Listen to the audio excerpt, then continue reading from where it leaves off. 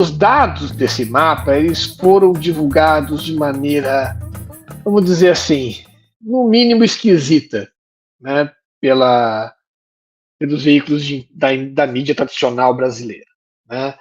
Eles usaram ali dados muito genéricos, dando primeiro o seguinte, dando primeiro a impressão de que houve todo um grande processo, né, de diminuição da insegurança alimentar, né, severa no Brasil, né?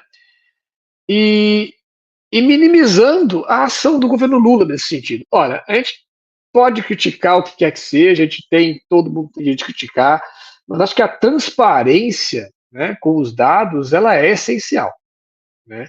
E o mapa da fome, eu acho que é exatamente esse o caso, né?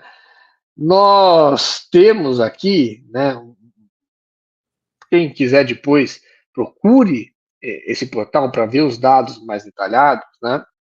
Mas a grande questão é, até 2022, porque o mapa da fome ele é calculado de 3 em 3 anos, é trienal esse cálculo.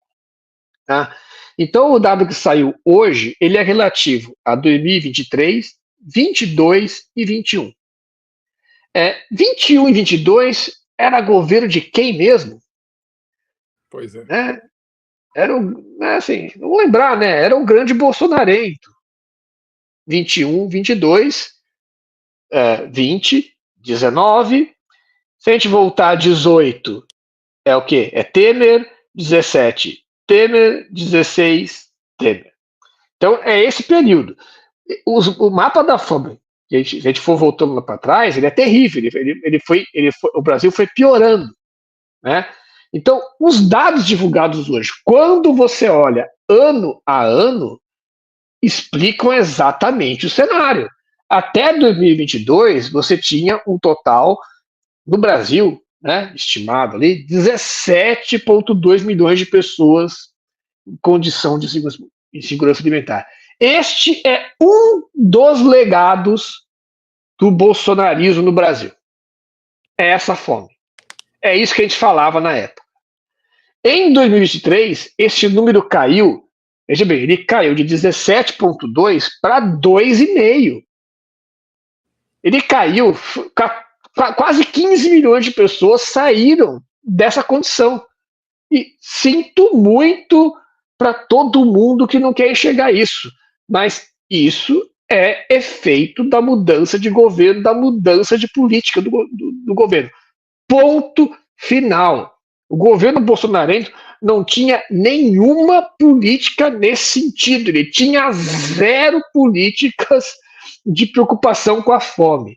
Ele acabou com a política de estocagem de grãos, ele vendeu, ele e o Temer, tá, venderam armazéns da Conab, venderam os locais de estoque, tá, venderam. Então, assim, acabaram com a indústria de para adubo no Brasil, né? Enfim, esse é o legado desse pessoal. E daí não adianta negar, não tem o que dizer. Né? Essa mudança é sim, marca da mudança de governo, é marca sabe assim, com tudo que a gente tem, né, de limitação do que pode ser feito, essa marca a gente conseguiu ter. Esse é um grande resultado, né? E que a mídia tradicional, né, assim, não fez nenhuma divulgação, né? Só saiu isso deste modo nos veículos de mídia alternativos nos online. Só para detalhar um pouquinho mais, né? Como é que a mídia tradicional divulgou? Ele comparou dois triênios, mas note bem quais são os triênios que eles compararam. Compararam o triênio 2020, 21 e 22 com o triênio 2021, 22 e 23. Qual a diferença nesses dois triênios? Um tem 2020, não tem 2023. O outro não tem 2020, tem 2023. Então, a novidade é tirar o ano da pandemia e colocar o primeiro mandato do Lula. E aí, se você considerar esse conjunto todo, a mudança é pequena, é uma leve queda na fome. Agora, se você simplesmente comparar 2022 com 2023, a diferença é brutal. é brutal, perto de 80% ponderadamente, né? De 3,2 para 2 ponto alguma coisa, é 80% do pessoal que estava passando fome não está mais. E aí uma coisa importante para detalhar, gente. Primeiro, a pandemia foi um elemento fora da curva? Foi. Mas 2021 e 2022 as coisas pioraram. Depois da pandemia estar controlada, em 2022 já, os dados da fome no Brasil pioraram. Em 2023 melhorou. E coisa curiosa, melhorou mantendo o mesmo valor do programa de auxílio social principal, que era o Auxílio Brasil, e voltou a ser Bolsa Família. Só que o que muda aí? Muda primeiro os outros projetos sociais, muda a realidade econômica, mas também muda o perfil de como é feita a distribuição desses auxílios sociais. E aí é que você tem que o auxílio social de renda mínima não é só uma questão do valor, mas é para quem dá e como dá. E isso faz diferença. Sim. Isso faz uma brutal diferença. Tinha um monte de gente recebendo Bolsa Auxílio Brasil que não precisava. Tinha gente dizendo que era solteiro e, na verdade, era casado. E aí os dois ganhavam auxílio e coisas do gênero. E aí quem precisava não ganhava. Coisas desse tipo. Vamos lembrar da matéria daquela famosa matéria que a gente já discutiu aqui, né? Da compra de votos da cidadezinha do interior pela prefeitura, utilizando, né, dados, cadastro social. Então, você dando dinheiro, o mesmo dinheiro para a pessoa que realmente precisa, faz uma diferença enorme. Sim. Enorme. Absurdo. E além disso, um controle melhor dos preços, a inflação alimentar foi muito menor. Teve, durante alguns meses, um problema de inflação alimentar no governo Lula, teve. Mas não foi o que aconteceu em 2022, que foi um absurdo da inflação alimentar no Brasil inteiro. Tanto que tinha fila do osso, etc, etc. Agora a grande mídia pega, sabendo de toda essa situação, e eles mascaram isso divulgando 2 triênios. Eu entenderia divulgar 2 triênios do tipo, 2018, 19, 20, aí depois 21, 22, 23, com os 3 anos Sim, diferentes. Exatamente, aí, divulgar os triênios da pesquisa. Uhum. Agora falar, caiu tanto, 8 pontos, não vou lembrar o número exato, mas era um número abaixo de 10% a fome no Brasil. Não, é mais de 80%. É mais de... A parte que me deixa feliz, que a imensa maioria desse pessoal, desses 8, 10, 12 milhões de brasileiros que não passam mais fome por causa do primeiro mandato do Lula, não vão votar em candidatos bolsonaristas nessa eleição. Tomara. Porque isso é uma coisa que muda voto. Não, porque é aquela coisa, é comida em casa. Você pode falar o que você quiser, existe a realidade imediata da pessoa saber como é que está a vida dela. Né? E isso é objetivo.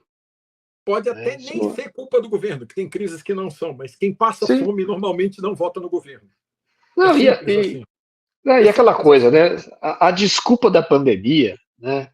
Cara, eles eram governo com ampla maioria no Congresso, com uma esquerda que era favorável a políticas públicas de apoio à população na pandemia, que insistiu, que brigou para aprovar. Foi trabalho das esquerdas aprovar o auxílio. Não foi trabalho que eles proporam. Você se lembra qual era a primeira medida que eles proporam? Vamos criar medidas para o trabalhador receber metade do salário ficando em casa sem trabalhar. E nem propor nenhum auxílio emergencial. Aí, nada, era zero. Encampou. Não pode, tem que fazer um auxílio. Um auxílio de quanto? Aí a esquerda falou 500. Aí o governo falou, não, 200. Aí, na negociação, conseguiram chegar em 600. Então, assim, isso não pode ser esquecido. Né? Se o governo bolsonarento passou problemas na pandemia, foram problemas que ele criou. Ué, ele era o gestor da coisa. Ele podia ter feito tudo diferente. Não fez, porque esse tipo de mentalidade é o que eles são. Tá? Não estão nem aí para nada disso. Né? E aí o Brasil pagou o preço. Né? Então é isso, né, cara? Assim, eu acho que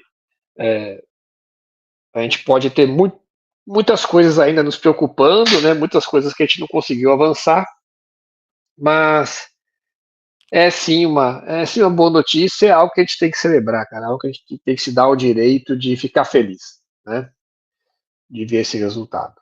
85%. Obrigado por mostrar a manchete de novo. Gente, Ah, é. 85% de pessoas que estavam em insegurança alimentar e não estão mais no Brasil. Isso é fantástico. Isso é fabuloso.